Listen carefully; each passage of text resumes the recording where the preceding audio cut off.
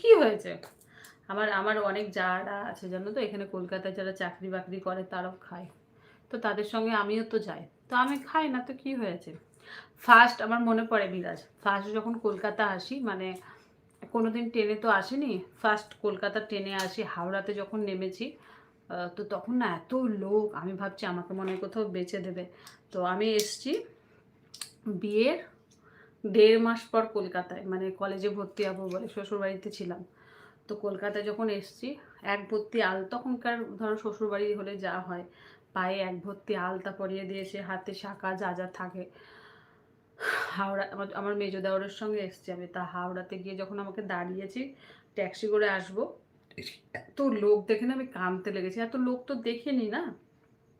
আর বাইরেও কোনোদিন আমার বাবারা ঘুরতে ফুরতে নিয়ে যায়নি, ওটা যদি ঘোরার কথা বলি তখন আবার বলবে তোমার বাবারা কত কোথায় নিয়ে গেছিলো যে তুমি ঘুরতে যাওয়া, ঘুরতে যাওয়ার এত আবার নেশা। তো যাই হোক, বাদ দাও। তো কলকাতাতে আমি এত লোক দেখে না কাঁদতে লেগেছে, তারপর ট্যাক্সিতে বসেছি, এসে আমার বাড়িতে আর আসেনি।